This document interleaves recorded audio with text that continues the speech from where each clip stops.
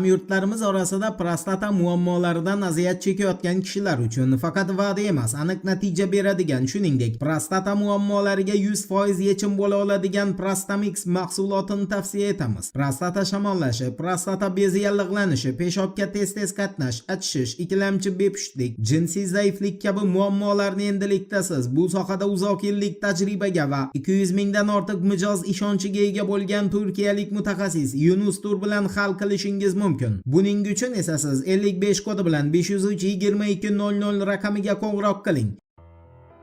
Assalomu alaykum qadrdon muxlis. Siz bilan siz bilgan va kutgan kanal Turfa olam. Eronda o't ochishni to'xtatish muddatini uzaytirish bo'yicha umid paydo bo'ldi.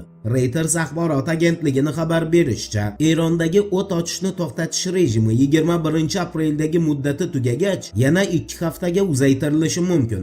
Reutersga ko'ra, 15-aprel kuni Eronga Asim Munir, bosh shtab boshlig'i va ichki ishlar vaziri boshchiligidagi Pokiston delegatsiyasi yetib kelgan. Ular Amerika Qo'shma Shtatlaridan qandaydir xabar olib kelgan va muzokaralarning ikkinchi bosqichini muhokama qilishni rejalashtirmoqda. Shu bilan birga Livan ommaviy axborot vositalari tunda Isroil va Hizbulloh guruhi o'rtasida bir haftalik o't ochishni to'xtatish e'lon qilinishi haqida xabar tarqatdi. Reutersning taxminiga ko'ra, bu har ikki tomon uchun ham yangi to'qnashuvga tayyorgarlik uchun juda yaxshi imkoniyat hisoblanadi. Agar ushbu kelishuv amalga oshadigan bo'lsa, ya'ni Eron va Amerika Qo'shma Shtatlari o'q ochishni to'xtatishni yana 2 haftaga uzaytirishga erishsa, bu bitim 5-may kuniga qadar amal qiladi. Tabiiyki, shu kungacha tomonlar yangi qurolli to'qnashuvga puxta tayyorgarlik ko'rib oladi.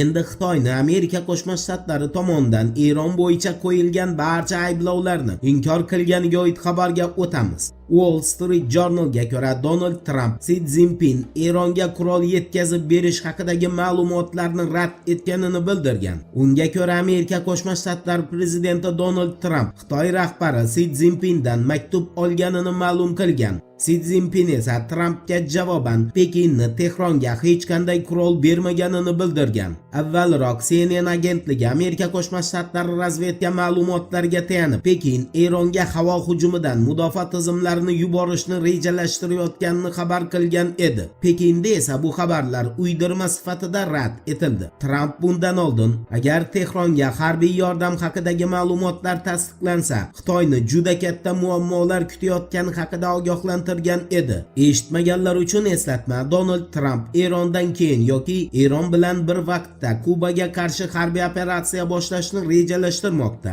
USA Today agentligining xabar qilishicha, agar Trump buyruq bersa, Pentagon shu zahotiyoq Kubaga qarshi operatsiya uchun harbiy tayyorgarlik boshlaydi. Ikki davlat o'rtasidagi munosabatlar esa xabaringiz bor, 2026-yilning boshida yomonlashdi. Bunga Trump ma'muriyatini Kubaga neft yetkazib berishni cheklagani sabab bo'lgan. Endi Pentagon notasi Pete Hegsethga impeachment e'lon qilish uchun boshlangan harakatga to'xtalamiz. E'tiborli bo'ling. Axios agentligining axborotiga ko'ra, demokratlar Qo'shma Shtatlar urush vaziri Pete Hegsethga nisbatan impeachment rezolyutsiyasini Kongressga kiritishni rejalashtirmoqda. Axiosga ko'ra, Pentagon rahbarini demokratlar quyidagi 6 band bo'yicha ayblamoqchi. Eronga qarshi sanksiyalanmagan, aniqrog'i, ruxsat etilmagan urush, harbiy mojarolar qonunlarini buzish va tinch aholiga zarba berish, maxfiy harbiy ma'lumotlar bilan beparvo munosabatda bo'lish, Kongress nazoratiga to'sqinlik qilish, o'z vakolatini suiiste'mol qilish va qurolli kuchlarni siyosiylashtirish, Amerika Qo'shma Shtatlari va uni harbiylari nufuziga zarar yetkazuvchi harakatlarni amalga oshirish. Axiosning yozishicha, ushbu qonun loyihasining Kongressdan o'tish ehtimoli juda past. Biroq bu demokratlar hozirgi Amerika Qo'shma Shtatlari ma'muriyatida Hegsethni asosiy nishonga aylantirganini navbatdagi belgisi sanaladi. Qisqa qilib aytganda, Amerika Qo'shma Shtatlari Senati demokratlarni Erondagi urushni to'xtatish haqidagi taklifiga qarshi ikkinchi bor ovoz bergani sabab demokratlar Eronga qarshi urushga nuqta qo'yish uchun urush vaziri Pete Hegsethni yo'ldan olib tashlash kerak deb hisoblamoqda. Eslatib o'tamiz, Al Jazeera telekanalining xabar berishicha, Eron o'zini barcha neft kimyo mahsulotlari eksportini to'xtatdi. Al Jazeera'ning ta'kidlashicha, ushbu qaror Amerika Qo'shma Shtatlari va Isroil tomonidan neft kimyo zavodlariga qilingan hujumlar hamda mojaro natijasida yetkazilgan zarar sabab qabul qilingan. Bir so'z bilan aytganda, Qo'shma Shtatlar va Isroilning Eronga hujumlari Tehron bilan birgalikda G'arb davlatlari sanoatiga va iqtisodiyotiga ham jiddiy talofat bermoqda. Voqealar rivojini birgalikda kuzatamiz. Turfa-olam bilan qoling.